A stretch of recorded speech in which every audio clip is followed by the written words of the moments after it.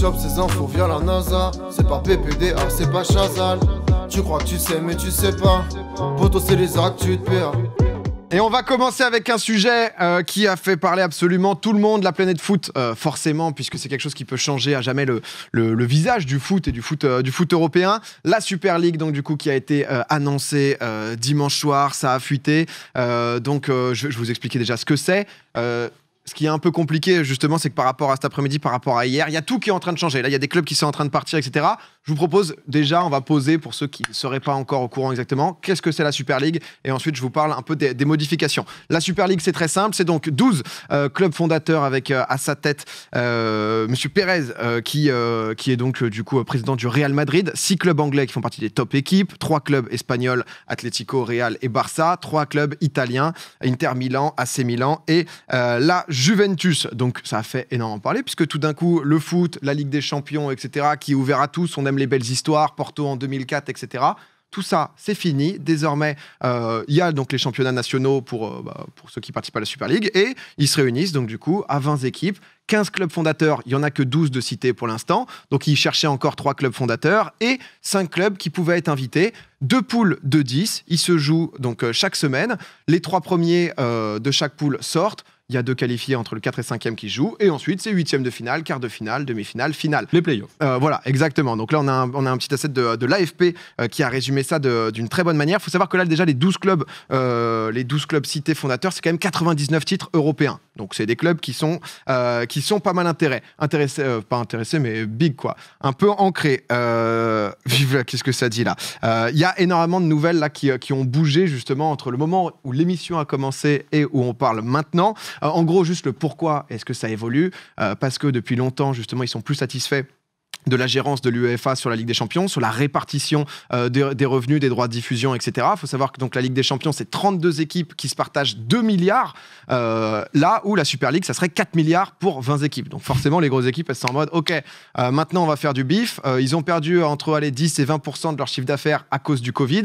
Forcément, plus de billetterie, droits de diffusion, etc. Ça a beaucoup bougé. Donc, ils ont essayé de proposer quelque chose. Sauf que le moment où ça a été annoncé, la veille de l'annonce de la Ligue des Champions pour 2024, énorme tollé, tout le monde s'est rebellé parce que juste c'est la mort du foot en fait, c'est européen, c'est pas possible de voir ça. Et il y a eu justement pas mal de changements quand même, parce que Zach, avant qu'on parle justement des joueurs qui sont retirés, les gens ont réagi parce que ça change tout quoi, au foot qu'on a l'habitude de connaître. Là, c'est clairement la fin d'un foot tel qu'on l'a connu. Enfin, ça l'aurait été si en tout cas ça avait eu lieu, parce que ça changeait profondément les choses. Il y avait une sorte d'élitisme, d'entre-soi. Il y a Pep Guardiola par exemple qui disait cet après-midi en conférence de presse que c'était pas réellement du sport si la défaite n'avait plus d'impact. Je suis d'accord avec ça. À l'heure actuelle, il y avait des membres fondateurs qui ne pouvaient pas descendre, qui n'auraient pas pu partir quoi, et ça aurait même pu donner des cas ubuesques où par exemple un club invité aurait pu venir une saison, faire mieux qu'un club fondateur, puis ne pas être à nouveau invité, et le club fondateur lui serait resté. Donc ça aurait été un club fondateur qui sous-performe, et du coup c'est ridicule, tu vois. Voilà, exactement.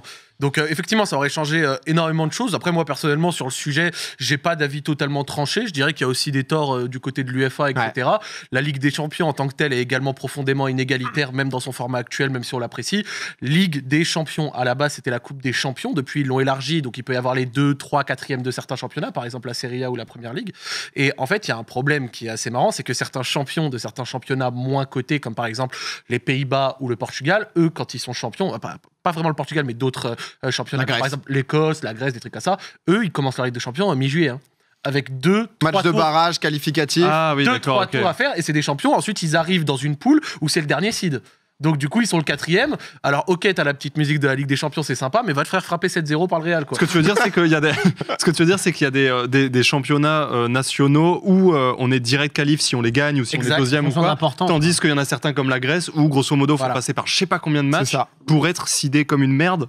Exactement. Après, c'est pas non plus étonnant, tu vois, mais ce que je veux dire, c'est que de base, le système de Ligue des Champions a des soucis. Et moi, personnellement, je pense que des changements dans le foot, il y en a besoin, qu'il y avait peut-être même besoin d'un coup de pied dans la fourmilière. Par contre, je suis pas sûr que la Super League, c'était le coup de pied dans la fourmilière qu'il fallait faire, tu vois. Ouais, parce que justement, il y a Florentino Pérez, comme tu disais, c'est-à-dire par exemple, nous, la France, à l'heure actuelle, on a 2 places de Ligue des Champions, plus une qualificative pour aller en Ligue des Champions, là où les Anglais en ont plus, etc. Donc, tous ces enjeux-là sont hyper importants. Florentino Pérez, donc du coup qui gère la Super League, était hier à minuit en interview sur une chaîne espagnole qui disait justement, je trouve pas ça, enfin un des problèmes de l'UEFA aussi, c'est la transparence. Parce que c'est vrai que c'est pas la Super League qui a amené ce foot business, hein. C'est quand même quelque chose qui dure depuis pas mal d'années, comme dit Zach, qui est de plus en plus poussé. Il disait, je trouve pas ça normal en fait qu'on puisse connaître le salaire de LeBron James, mais pas du président de l'UEFA. Donc ce souci de transparence avec l'UEFA est un vrai problème pour les clubs. Donc ils ont tenté. L'UEFA, eux, en réponse, ils avaient donc leur nouvelle Ligue des Champions qu'ils voulaient mettre pour 2024, qui avait pour but donc du coup de générer plus de revenus aussi pour les clubs. Donc ça change, encore une fois, c'est l'AFP qui a fait ce beau graphique qui permet de comprendre, parce que c'était pas simple de comprendre aussi la proposition. Donc en 2024, on passe donc de 32 équipes à 36 équipes. On n'a plus le classique avec les poules de 4 équipes où il y a que les 2 premiers qui sortent. Là, c'est non. Une seule poule, les 36 équipes sont dedans. Il y a un système de chapeau avec l'indice UEFA qui va faire que il y aura par exemple Liverpool, Real Madrid, etc., où ils vont pas tous se jouer, parce que chacun va donc jouer 10 matchs. 5 à domicile, 5 à l'extérieur, mais il y a donc du coup 26 équipes que tu ne vas absolument pas affronter. Au bout de ces 10 matchs, il y a un classement. Les 8 premiers, ils sont directement qualifiés pour les 8e de finale. Ceux qui sont entre la 9 et la 24e place, eux, ils jouent un 16e de finale. Le gagnant joue les équipes des 8e de finale et ensuite, ça enchaîne jusqu'au final. Ce qui a un peu évolué, parce que comme je vous l'ai dit, là, entre les annonces de dimanche, ce qui s'est passé hier, l'UEFA s'est réunie aussi cet après-midi. Un des soucis majeurs, c'est l'argent. Il faut pouvoir générer plus d'argent, il faut pouvoir être plus attractif aussi pour les marchés américains et chinois, qui sont assez friands des ligues fermées. Il y a aussi cette question où Florentino Pérez le disait, les jeunes, en fait, on n'arrive plus à les avoir parce que ils regardent plus, ils sont intéressés par le jeu vidéo maintenant, peut-être que les matchs de foot sont trop longs. Il y avait un message très intéressant c'est vrai que quand on a grandi, quand on écoutait Thierry Gilardi sur TF1 avec les matchs de Ligue des Champions, c'était gratuit. C'est vrai que ce qui te bloque aussi pour regarder la Ligue des Champions, c'est le fait que ça soit... C'est sur quoi en ce moment, la Ligue des Champions ? RMC Sport. RMC Sport, il y a à chaque fois... moi que t'es abonné que pour ça. Un énorme business autour de ça, et c'est forcément beaucoup plus compliqué aussi d'avoir accès à ces matchs, quoi. C'est pas comme si t'allumes la télé et boum, t'es sur TF1. Mais ça, c'est aussi un autre sujet. Donc par rapport à ça, énorme front, tout le monde a pris la parole, des joueurs comme Ander Herrera, etc. de Paris, des joueurs aussi qui font partie de ces équipes de Super League, notamment Bruno Fernandes qui s'était exprimé là-dessus. Florentino Pérez qui disait qu'ils avaient fait un sondage, plus de 70% des gens dans chaque pays qui étaient hyper pour la Super League, qui attendaient que ça, qu'il y avait une envie d'avoir des grosses affiches.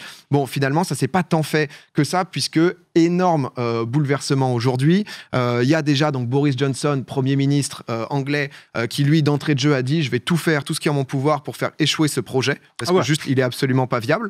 C'est pas possible. La LFP s'est positionnée. Jean-Michel Aulas aussi en France. Il y a donc du coup les différents gouvernements, etc. Oui, mais... le PSG, eux aussi, qui se sont opposés avec Nasser qui a pris une certaine place maintenant en UEFA à ce projet, le Bayern aussi, et c'est vrai que là désormais là honnêtement c'est la Bérésina, hein. C'est-à-dire que au moment où on fait cette émission, là il y a Chelsea donc du coup qui a dit qu'il se retirait. Dans l'après-midi, il y avait le Times qui disait que ça commençait à être chaud, les clubs anglais commençaient à se dire est-ce qu'on va pas sortir. Hier, Pérez était en mode les 12 clubs, ils ont signé, c'est mort, il n'y a personne qui peut sortir. Quoi qu'il arrive, soit on le fait cette année si on trouve un accord, sinon c'est l'an prochain. Mais ça va se faire, quoi. C'est hyper précipité, non ? Enfin, pour nous qui venons de l'apprendre. Ça fait quelques temps qu'ils sont sur le sujet. Okay. En octobre, on en parlait déjà. Ça commence un peu à dater. Ouais, c'est ce que Pérez disait. Il disait qu'il avait travaillé pendant 2 ans, mais que la crise du Covid avait accéléré la mise en place de la chose. Ok, exactement. Donc du coup, là, les dernières infos, c'est que Joan Laporta, donc dirigeant du Barça, qui a dit, parce que Barcelone aussi, ils ont un système un peu différent avec les socios, c'est ça. Donc en fait, c'est les socios. Donc c'est pareil, hein, Barcelone et le Real Madrid, c'est les socios qui votent sur. Les socios, en gros, c'est c'est les sortes d'abonnés au club. Ok, c'est les supporters plus quoi. C'est les supporters plus sont adhérents au club. Voilà, c'était plutôt ça. Ouais. Ils sont adhérents au club et en fait c'est démocratique quoi. Ouais, c'est un système démocratique. C'est une association d'adhérence quoi. Alors, n'hésitez pas à me corriger peut-être dans le chat. Il me semble même que les socios sont propriétaires du club. Il y a de l'actionnariat, ouais. Il y a de l'actionnariat, que les socios sont propriétaires du club et donc du coup sur ce genre de gros sujets, c'est eux qui votent. C'est eux qui prennent la décision. Exactement. Et du coup, le président du Barça qui a dit le FC Barcelone n'entrera pas dans la Super League sans l'accord de l'Assemblée des socios. C'est eux qui décident de leur club. Depuis, du coup, il y a Martin Lipton qui a dit que Manchester City se retirait de la Super League. Atlético Madrid se retire également. Arsenal qui a annoncé qu'il se retirait. Juste avant le début de l'émission, c'est Chelsea aussi qui a été annoncé par la BBC. Donc tout le monde est en train de se barrer concrètement. Donc on va attendre de savoir comment ça va se passer. Déjà, c'est très positif justement parce qu'on pouvait avoir peur de ça, que juste, en fait, c'est 12 clubs tellement énormes que les mecs en aient plus rien à foutre et qu'ils soient au-dessus de tout en mode juste en fait c'est nous qui contrôlons le truc, donc quoi qu'il arrive vous allez mater nos matchs, point, même si vous n'êtes pas content. Donc l'impact et la voix des gens a quand même été entendu, même si le fin mot de l'histoire n'est pas encore arrivé. Entre-temps, comme je vous disais, l'UEFA, ils ont revu un peu leur formule pour essayer de générer plus d'argent. Ils sont passés donc du coup de 2 milliards pour ces 32 équipes à, pour l'instant, 4,7 milliards d'euros que pourrait dégager la Ligue des Champions, voire jusqu'à 7 milliards. Donc là, c'est vraiment le sujet. Après, il y a cette question de à quel point, comme tu disais, ça a été un coup de pied dans la fourmilière pour pouvoir faire réagir l'UEFA. Mais c'est vrai que c'est inédit, c'est vraiment inédit, parce que l'UEFA, il se posait des questions de bannir potentiellement les joueurs qui seraient dans cette Super League, carrément dans les équipes nationales, dans les rencontres. Donc c'est un truc qui allait très très loin, il y a beaucoup de joueurs qui sont parlés. Il y a Jordan Henderson, le capitaine de Liverpool, qui a réuni tous les capitaines des clubs fondateurs. C'est vraiment l'assemblée Marvel, quoi. Tu vois. En mode, les gars, on doit se réunir, il faut qu'on parle pour savoir ce qui se passe. Donc voilà. Les joueurs, ils ont un truc à dire sur ce genre de décision ou zéro? Il y a Milner, je crois, qui s'était exprimé là-dessus. Il y a pas mal de joueurs qui ont parlé, il y a Bruno Fernandes, il y a Rashford, il y a Milner, il y en a plein qui se sont exprimés à ce propos, qui parlaient notamment un petit peu, tu vois, du principe d'équité sportive, même si le football est déjà de toute façon un sport où l'argent est prédominant, hein, donc l'équité sportive, tout le monde n'est pas à égalité. Tu vois ce que je veux dire, il y a des clubs qui ont beaucoup plus de moyens, donc qui dépensent plus, qui ont de meilleurs joueurs, etc. Mais à l'heure actuelle, oui, il y a des joueurs qui essayent de parler, tout ça, machin. Mais moi, sur ce sujet, une des choses que j'ai trouvé les plus intéressantes, c'était Boris Johnson, pour revenir à ce que tu disais, PA. Lui, il avait dit il y a moyen que les clubs de Super League ils puissent plus recruter à l'étranger. Donc c'est-à-dire l'Angleterre à l'heure actuelle est plus en Union européenne, machin, etc. Pour acheter un joueur étranger et le ramener en Première Ligue, il faut un permis de travail.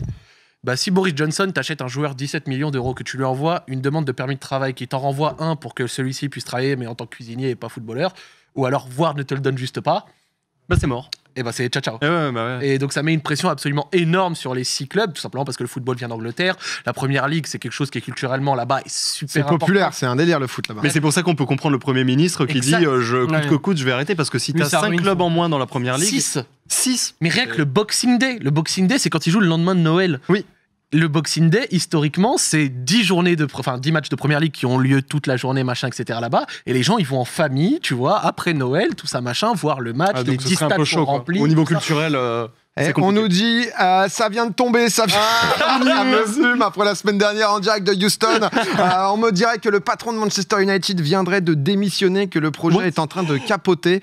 Est-ce que justement on peut afficher le tweet? Alors pour l'instant c'est ActuFoot. À vérifier. Non, il y a aussi Talksport. Ed Woodward, donc du coup, n'est plus le chairman de Manchester United après le retour de bâton sur l'European Super League. Donc là, c'est Quimper qui, je crois, va prendre la place directement. Ça va tout droit vers une annulation du projet. C'est vrai qu'on prévoyait pas que c'était maintenant, mais ça allait vite. Hein. En 2 jours, tout ce qui s'est passé là, quand même, c'était dimanche soir que ça. Dimanche soir que ça a leak. Dans la nuit, justement, il y a eu les infos. Florentino Pérez à minuit hier. L'UEFA cet après-midi. La mort de la Super League aurait été plus rapide que la mort de Le Live. C'est très très beau. Non, mais en vrai, en plus, ce qui est assez marrant, c'est que le timing d'annonce, en réalité, si tu prends un petit peu de recul, il est excellent. De la Super League, sans défendre la Super League. Pourquoi ? Parce qu'en fait, ils l'ont fait la veille de la réforme de la Ligue des Champions pour 2024. Une réforme que, personnellement, et vous avez le droit d'avoir votre opinion, je trouve mauvaise. Donc en fait, les mecs viennent, t'annoncent un nouveau projet, la veille d'une réforme qui, elle-même, je pense, ne serait pas super populaire et qui pourrait avoir un avis en mode... Ok, bon, en fait, la Super League, c'est peut-être pas si terrible parce que ce qui nous attendait avec la Ligue des Champions, c'était de toute façon puant. Donc, en termes de timing, je trouvais ça excellent. Mais bon, je m'attendais pas personnellement. Là, 48 heures, le truc.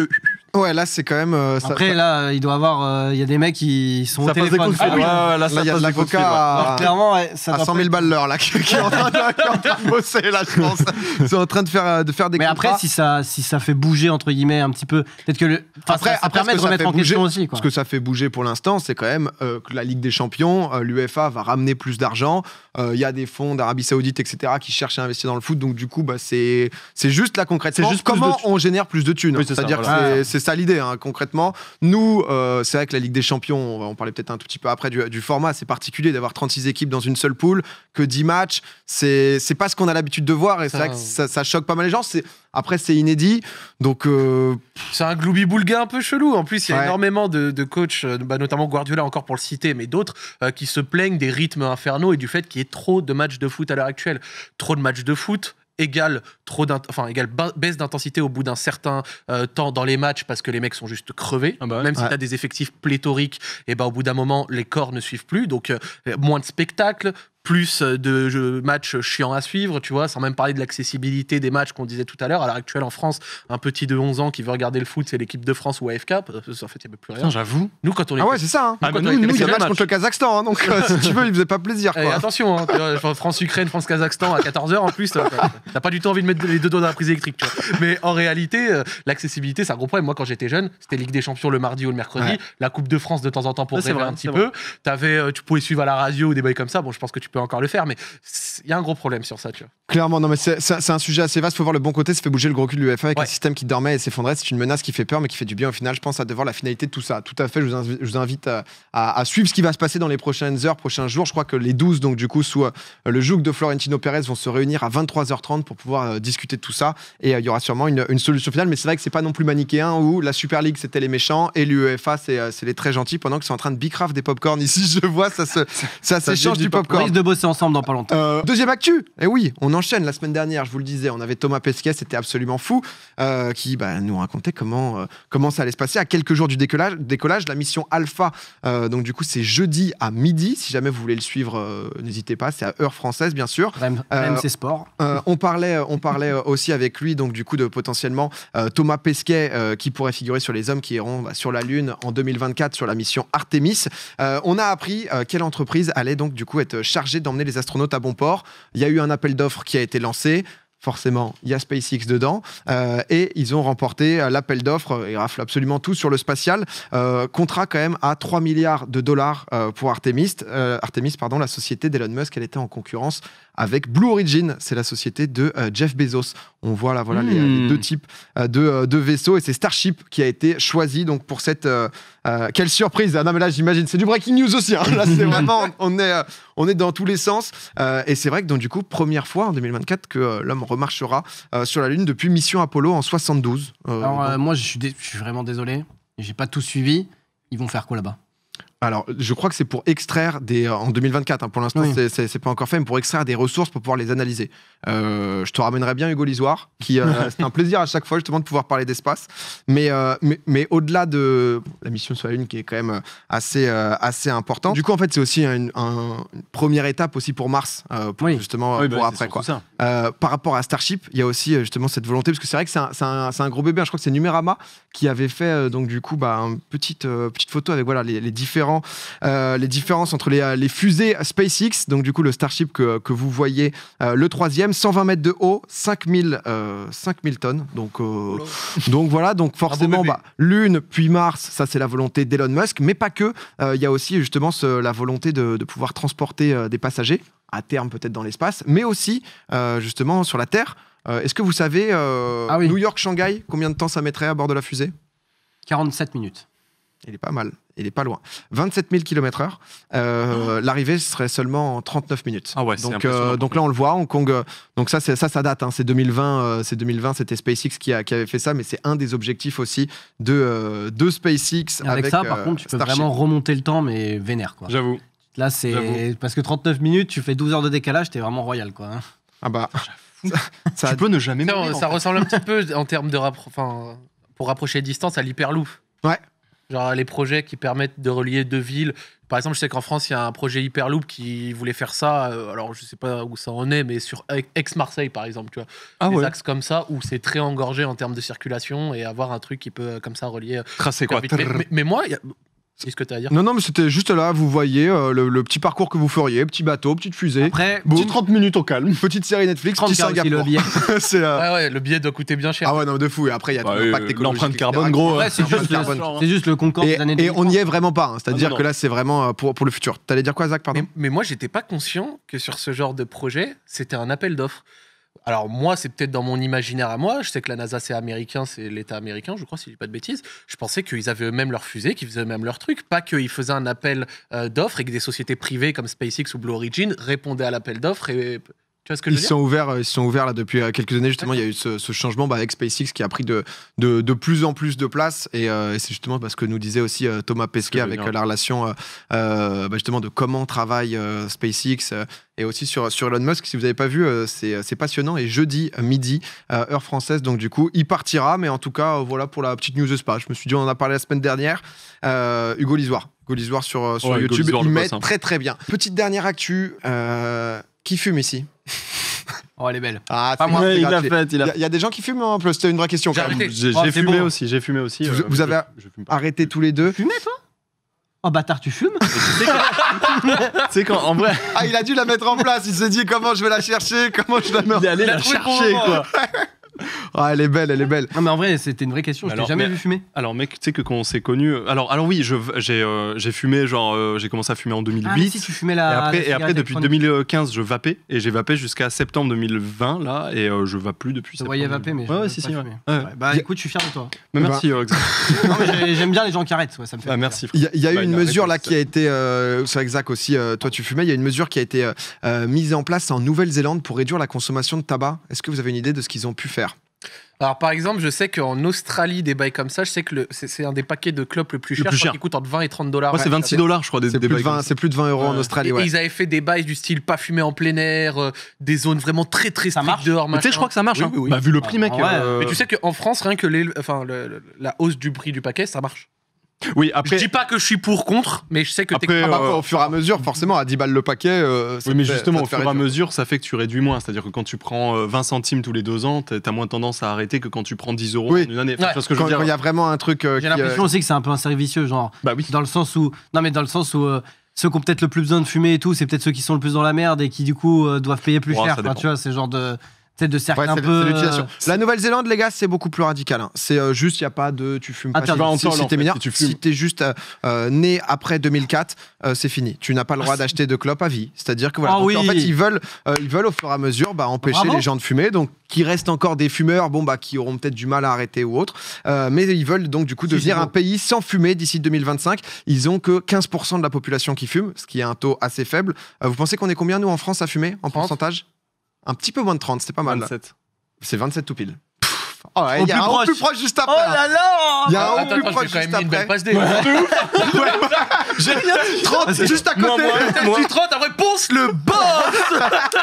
Je t'avais rien dit, il aurait peut-être dit 40. En France, du coup, en Nouvelle-Zélande, c'est 45 000 morts par an. Et donc du coup, toutes les personnes nées après 2004, plus la possibilité de fumer, point barre. C'est réglé. C'est une initiative qu'ils ont prise, j'avoue, qui est plutôt bien parce que qui, entre guillemets, les gens qui sont vraiment addicts ou quoi, tu peux essayer de les aider ou quoi, mais juste leur dire non. Enfin, il y a des moments où c'est surtout pas possible, que surtout tu coupes à la source, quoi. Voilà, si tu coupes à la source, en fait, si les mecs ne sont jamais confrontés à la cigarette de leur vie, je trouvais ça pas mal. Et c'est la Grèce qui est un des pays les plus fumeurs avec 42% de fumeurs. Oh, c'est énorme. J'ai trouvé ça monstrueux. En plus, quand tu calcules, parce qu'il y en a qui disent c'est beaucoup d'argent.